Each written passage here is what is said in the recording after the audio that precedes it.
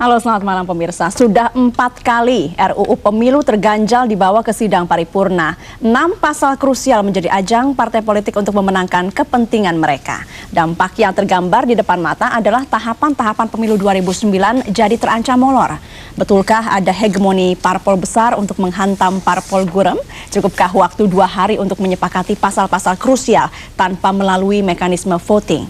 RUU Pemilu terbelenggu kepentingan parpol. Kami akan membahas hal ini pemirsa dalam Today's Dialog malam ini. Bersama saya Mutia Hafid di studio saat ini telah hadir anggota Pansus RUU Pemilu fraksi Partai Golkar Agun Gunanjar, anggota Pansus RUU Pemilu fraksi Partai Bintang Pelopor Demokrasi dari unsur Partai Bulan Bintang Ali Mohtar Ngabalin, dan Direktur Eksekutif Setro Hadar Gumai. Terima kasih semuanya sudah hadir. Pak Agun, ke Anda dulu. Lobby kemarin sampai tengah malam tidak berhasil juga sehingga paripurna akhirnya ditunda 2 hari sampai hari Kamis. Apa sebetulnya yang membuat perdebatan begitu alot?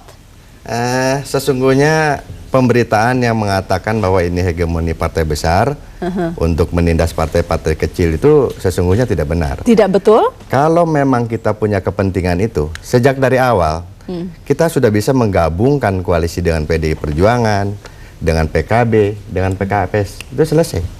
Tapi sesungguhnya tidak pada posisi itu. Kita ingin proses pengambilan keputusan itu dilakukan dengan memperhatikan pertimbangan untuk kepentingan semua partai. Termasuk karena mempertimbangkan kepentingan semua partai inilah akhirnya jadi berlarut-larut dan molor dari jadwalnya. Begitu Anda rasakan juga seperti itu, Bang Ali? Ya, kalimat yang paling pas selain yang disebutkan oleh Bung Agun tadi itu ada pembelajaran pendidikan politik yang memang harus dibangun. Yang kedua itu tapi belajarnya jangan molor-molor terus dong jadinya. Ya, konsekuensi dari sebuah proses demokrasi yang terjadi di tanah air kita seperti inilah. Kemudian yang kedua itu adalah proses demokratisasi terkaitan dengan masalah pemilu, pilkada dan lain-lain sebagainya. Karena itu memang pansus itu membutuhkan banyak waktu dan kita tidak mau hanya karena 3-4 item kemudian di vote di paripurna, kemudian membuat citra yang tidak benar. Karena itu memang tanggung jawab DPR dan pemerintah kita menyepakati ini. Jadi dari yang kita dengar sebelumnya ada 6-7 isu krusial yang diperdebatkan, sekarang tinggal 3-4 karena yang lainnya sudah berhasil disepakati. Boleh disebutkan apa saja 3 atau 4 itu? Yang tersisa nih, yang terganjal? Yang tersisa itu persoalan parliamentary threshold yang terkait dengan electoral threshold. Kemudian daerah pemilihan, yang tentunya ini juga terkait nanti ketika kita menetapkan calon terpilih. Nah, hal-hal lainnya relatif sudah bisa lah kita menemukan kesepakatan. Oke, baik. Kalau melihat isu-isu ini dan sebelumnya juga kita dengar ada 6 isu ya, 6 atau 7 isu bagi Partai Golkar, mungkin ada atau fraksi Golkar ada 7 isu sebetulnya. Anda melihat apakah isu-isu ini, Mas Hadar, adalah isu-isu yang begitu krusial sehingga memang layak kita luangkan begitu banyak waktu dan pikiran hingga sampai molor 4 kali jadwal persidangan maju ke paripurna? Saya kira tidak. Ada beberapa isu yang menurut saya memang itu penting sekali dan terkait dengan kepentingan masyarakat secara langsung. Tetapi ada sejumlah isu yang menurut saya tidak.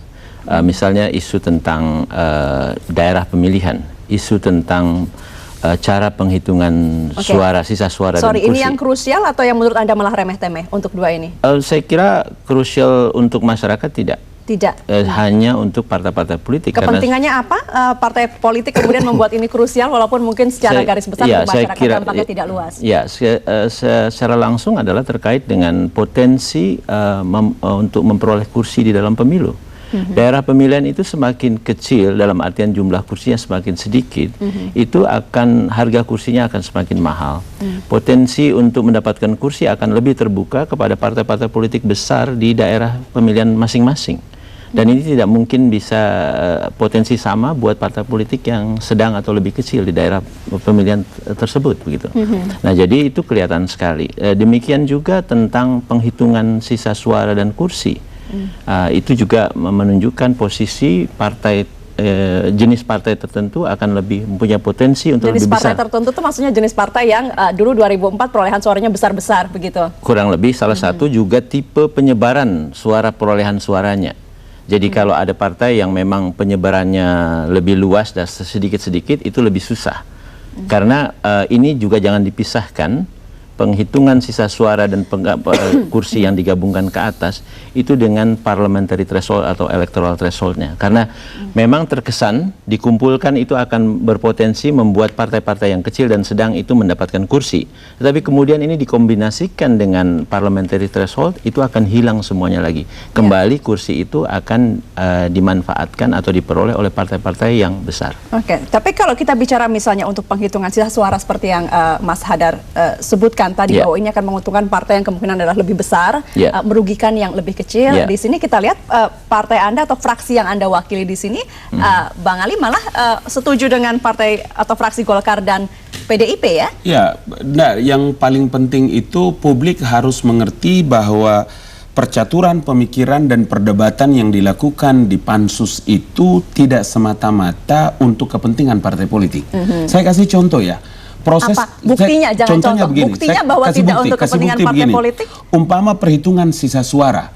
Kalau kita sepakat bahwa dalam undang-undang ini konsekuensi dari adanya dapil-dapil yang baru atau pemekaran kabupaten kota, itu kita sepakat 560 kursi di parlemen, maka hal yang harus dimengerti apa kalau dia menggunakan sistem electoral threshold atau parliamentary threshold, maka dua hal yang pertama 560 itu apakah definitif jumlahnya atau sebanyak-banyaknya 560, sebab kalau umpama sebanyak-banyaknya 560, maka sisa suara itu tidak untuk kepentingan partai politik, tetapi sebuah proses demokratisasi. Sebab begini, umpama orang memilih saya Partai Bulan Bintang, tapi karena PBB tidak lolos dalam parliamentary threshold, logika dari mana, hukum di mana dipakai sisa suara itu penyebarannya kepada partai-partai lain. Nah, itu yang saya maksudkan bahwa tidak semata-mata untuk kepentingan partai politik. Nah, di sini kita berbeda, itu yang saya perlu tegaskan. Ya, kita akan break sesaat lagi dalam Today's Dialog, tetaplah bersama kami. Ya, kenaikan jumlah kursi menjadi 560 untuk anggota DPR MPR, definitif 560 kursi atau sebanyak-banyaknya 560 kursi. Inilah di mana ada perbedaan di fraksi Anda dengan fraksi Pak Agun. Pak Agun, pertimbangannya apa? Tadi dari Bang Ali mengatakan bahwa nanti penyebarannya menguntungkan partai-partai yang lebih besar nih. Sesungguhnya yang terjadi itu tidak hanya semata-mata untuk kepentingan partai-partai. Kita ingin agar wakil rakyat itu betul-betul representatif atas sejumlah rakyat yang diwakilinya. Jadi? Contoh ya, PKB itu merasakan ketidakadilan dari sistem yang lalu. Dia pemenang pemilu yang ketiga, tapi jumlah kursinya terkalahkan oleh pemenang pemilu yang keempat dan yang kelima. Bagaimana melakukan itu? Salah satu caranya adalah dengan cara bagaimana mengalokasikan kursi di daerah pemilihan. Nah, salah satu cara misalkan bahwa alokasi kursi dari 10, 3 menjadi 12, sekarang sudah disepakati 3 menjadi 10. 3 menjadi 10. Ya, otomatis maka partai-partai politik yang memperoleh kursi dari sisa suara, itu tidak lalu dari sejumlah partai yang secara berurutan ABCD. Karena faktanya yang terjadi, kami sulit untuk menjawab atas sebuah pertanyaan rakyat, Pak, kami dapat suara 400.000, kursinya 2. Kenapa partai lain yang suaranya cuma 40.000, kursinya 1? Nah, inilah pada akhirnya kita menegaskan kenapa 10 kursi. Kita tadinya malah 8. Kenapa? Karena kalau menggunakan 8 sampai dengan 10 kursi, maka partai-partai yang akan memperoleh bilangan pembagi itu sangat terbatas. Nah, sisa-sisanya yang tidak mencapai bilangan pembagi itulah yang kami mengusulkan waktu itu ditarik secara nasional. Jadi suara sempat dari fraksi Golkar ditarik secara nasional. Anda geleng-geleng kepala, Anda melihat ini harus dicek dulu, ya. Karena ini apa? Secara proporsional ya. Secara proporsional, saya masih silakan. Saya jadi potong dulu soalnya. Nah, secara proporsional ini akan ada nilai kursi itu pada posisi nilainya sama. Kalau begitu tadi lanjutkan, silahkan Mas Hadar. Ya, kita perlu cek dulu istilah dengan pengecilan 3-10 itu titik atau koma. Karena perdebatan belakangan kan juga itu ada syarat dari fraksi Partai Golkar. 3-10 dengan catatan dan 8. Tidak ada daerah pemilihan yang kabupaten kotanya melebihi 8. Nah, kalau ini disimulasikan itu akan ada 27 daerah pemilihan yang harus dibongkar. Dan itu misalnya saja saya ambil contoh, Sulut 13 kursi, 13 kabupaten kota, 6 kursi. Sulteng 10 kabupaten kota, 6 kursi. Artinya itu harus dibongkar kan? Nah, kalau dibongkar itu menjadi kursinya 33. Nah, ini tadi saya sudah sampaikan, kalau daerah pemilihan kursinya itu sedikit-sedikit, itu akan jauh menguntungkan potensi untuk memperoleh kursinya partai-partai besar. Ya. Nah, jadi gagasan 3-10 koma tadi. Partai yang perolehan suara yang lebih kecil kok sepertinya tidak apa-apa dengan Saya itu, tidak tidak tahu apa yang bereaksi. terjadi. Apa Saya sudah tidak ada tahu apa deal yang terjadi. terjadi? Saya ingin jelaskan sekali lagi ya. Ya. 3 sampai dengan 8 daerah kabupaten itu lebih pada posisi pertama ya. Oke. Dia mewakili sejumlah daerah yang harus dia melakukan pembinaan konstituen. Oke. Tidak mungkin itu satu provinsi. Yang kedua, ini memberikan penghargaan yang sama terhadap partai-partai yang jauh boleh lebih kecil dari yang sedang-sedang. Oke. Anda termasuk yang merasa Coba dihargai Anda atau bisa dirugikan jelaskan dengan itu. ini? Ya, Bang Ali. saya harus mengatakan bahwa tadi saya katakan bahwa konsekuensi dari pemekaran kabupaten, kota, provinsi yang baru itu suka atau tidak suka harus membuat adanya dapil-dapil tambahan. Sulawesi Selatan itu ada Sulsel 1, Sulsel 2 karena dia punya kursi di DPR RI itu 24 kursi, maka harus dibagi menjadi 3 daerah pemilihan. Kami sebetulnya lebih kepada daerah pemilihan terkait dengan kalau di Bintang Pelopor Demokrasi itu kan kami perhitungkan antara 3 sampai dengan 10, tetapi memang kita harapkan agar nanti dibuat dengan lampiran undang-undang terkait dengan kedua pemikiran seperti yang tadi dikemukakan oleh Pak Agun termasuk dengan Pak Hadar ini.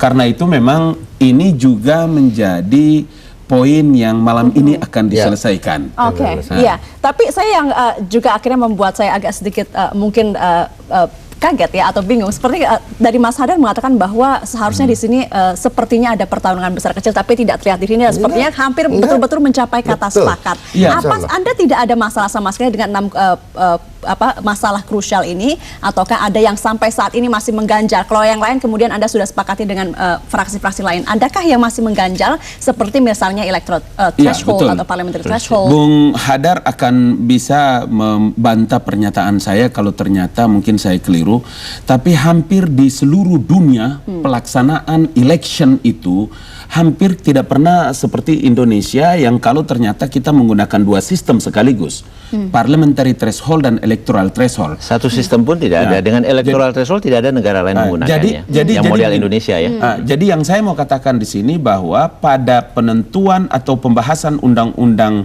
pemilu yang sekarang kita lagi bahas itu hanya 2. Kalau memang kita menggunakan electoral threshold, kita harus tinggalkan parliamentary threshold. Tidak ada parliamentary Tidak ada parliamentary threshold. Kalau kita menggunakan PT atau parliamentary threshold, maka yang harus kita tinggalkan itu ada electoral threshold. Atau di dalam Undang-Undang 12 pemilu kemarin itu kita buat aturan peralihan untuk menjelaskan terhadap sejumlah partai-partai yang kemarin menempati kursi itu juga diperdebatkan di Oke, baik. Gitu. Saya break dulu sebelum ke Anda, Mas Hadar. Sesaat lagi dalam Today's Dialogue kami masih akan kembali, tetap bersama kami.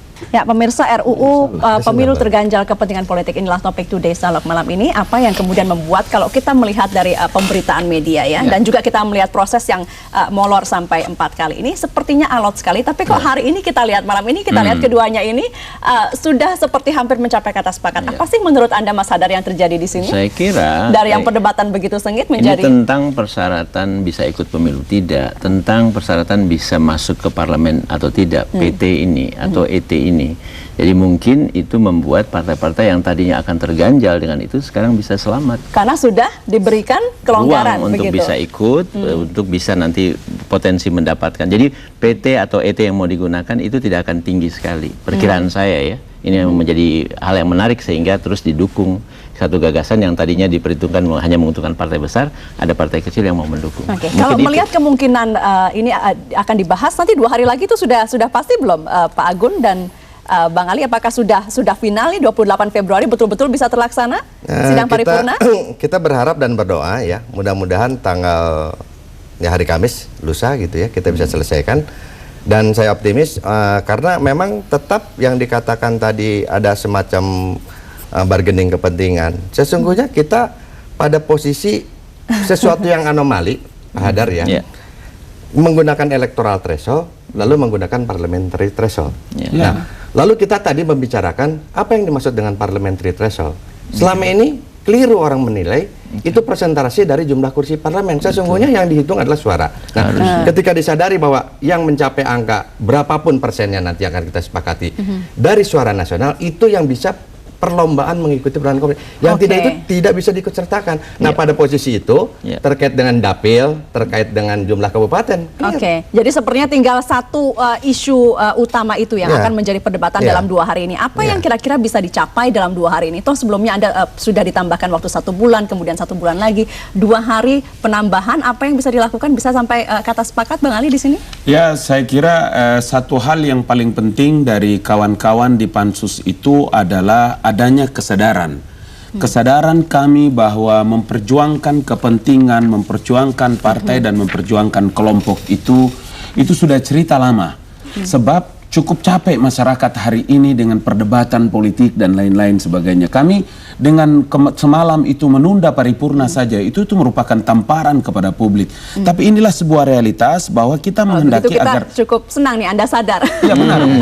Saya perlu kabarkan ini karena jangan sampai publik memberikan penilaian yang lain terhadap kawan-kawan di Pansus. Karena kalau boleh dipantau itu perjalanan Pansus, tidak gampang orang memang. Saya harus tutup di sini di Bang Ali, tapi saya ingin tutup ke Anda, Mas Sadar Gumai. Kalau apakah harus ada tenggat waktu kalau sampai tanggal sekian DPR belum bisa menyelesaikan, kita kembali saja ke Undang-Undang Pemilu 12 tahun 2003? Saya kira lusa itu dijadikan tenggat waktu. Dan saya kira lewat dari itu kembali sajalah ke Undang-Undang Pemilu 2003. Tidak secara keseluruhan. Saya kira kembalinya itu di isu-isu yang memang mereka ributkan dan tidak bisa mengambil keputusan. Karena ada hal-hal yang sudah positif yang disepakati. Jadi kalau kembali lagi ke nol, itu membuat apa yang dikerjakan menjadi percuma, itu mundur. Kalau begitu terima kasih Mas Sadar Gumai.